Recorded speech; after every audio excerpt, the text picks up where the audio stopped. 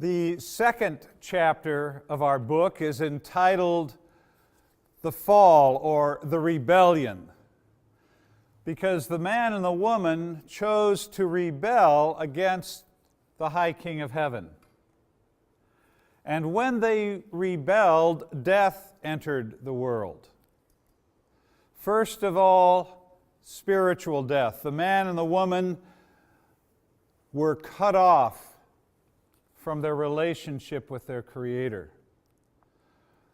But following spiritual death would come physical death. Now you have death entering creation. But not only did death enter the world, evil entered the world. First of all, moral evil. Now there would be stealing, coveting. There would be injustice. There would be adultery, moral brokenness, moral evil. But that's not the only evil in the world. There's also natural evil. Now there would be pain in childbirth, weeds in the garden. There would be earthquakes, droughts. There would be tsunamis. Nature itself is broken from the rebellion that Adam and Eve made in their relationship with God. But there is a third form of evil, and that is institutional evil. Now we take things that are evil and we build laws and institutions around those ideas. So you have, in the United States, was founded with the institution of slavery. Not as our ideal, but as the reality of where the nation was. You think of apartheid in South Africa. You think of the caste system in India. You think today of the institution of sex slavery that is going on all over the world. So you have institutional evil. And God expects His people to stand for holiness and justice. Not just personal piety, but public justice. So if you are someone who professes Christ today, you and I are under obligation in our personal lives to live moral lives and to do good. To do good to our neighbors. But we're not just to do in a private way the good, we are to do in a public way the good. We are to stand against hunger and poverty. We are to think of ways to reduce the impact of earthquakes and tsunamis. And we are also to stand against institutional evil. When we find corruption in our societies, we are to seek justice. And if we do that seriously, it could be costly. When we see people speaking in public lies that enslave, we are to be people who speak truth against those lies. And this can be costly. When we see ugliness in our world, as Christians, we are to be the people who create beauty in the institutions that we're part of, whether it be our home, with our church, with the factory we work at the school that we attend. We are to be people who create beauty. We are to stand against institutional evil, not just personal moral evil. So that's chapter 2 of the book, the rebellion. Chapters 3 through 9 of the book are the mission. Because God is on a mission. Turn with me to the book of Genesis. And we will read in Genesis chapter 12, verses 2 and 3.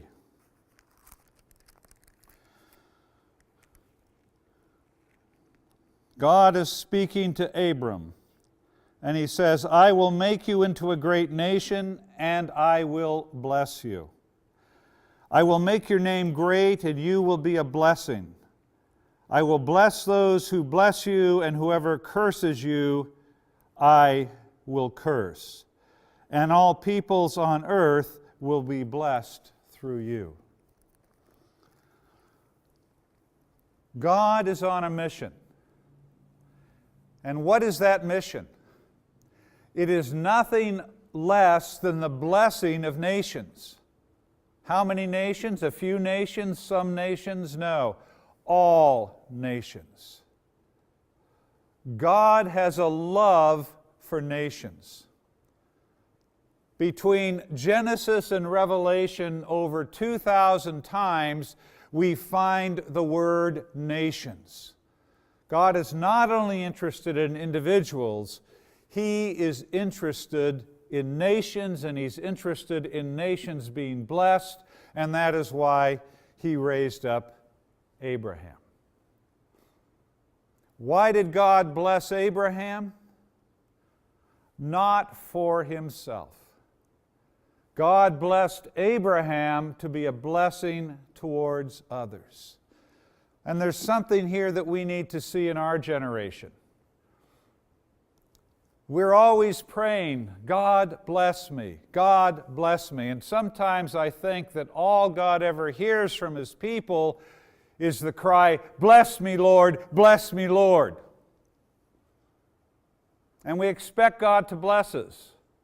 And when He blesses us, sometimes we say thank you, sometimes we don't even bother to say thank you. We just say, bless me again. And as Christians, we often see ourselves as a reservoir that's empty, and we want that reservoir to be filled with God's blessing. But we could see in this passage that Abraham was not to be a reservoir of the blessing. He was to be a channel of the blessing. When God blessed Abraham, it was not for Abraham, it was for the nations. And next time that God blesses you, ask the simple question, God, who do you want me to pass this blessing on to? Because it is not for you. It's not for us. So God is a missionary God. He loves the nations, and He raised up Abraham to be a blessing to the nations. He raised up Moses, and to Moses He gave the Decalogue, the 10 Commandments. And the Decalogue was to allow us to know how to live moral lives.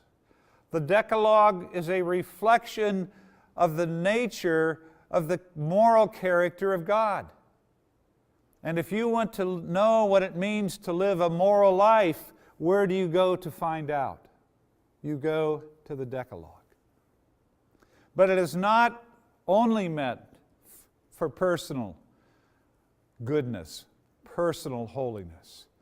The Decalogue lays the foundation for building just societies. As you travel around the world, you will find injustices everywhere. You'll find corruption everywhere. And in many nations, corruption is growing. And people long for justice. The people that are affected most by corruption and injustice are the poor. They're crushed by it. And they long for justice, but justice does not fall from heaven. Just nations do not fall out of the sky. Just nations are built. But they need a foundation.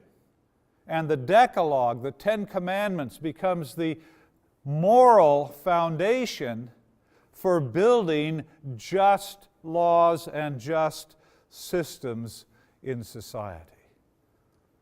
So God raised up Abraham to be a blessing to the world. He raised up Moses, and through Moses gave us the Decalogue so we could have a foundation for building just societies.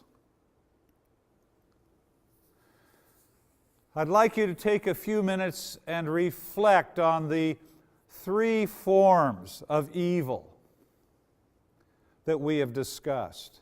But not just to think about them, but I want you to ask the question, how do you see each form of evil being manifested in the world around you, or being manifested in your own life?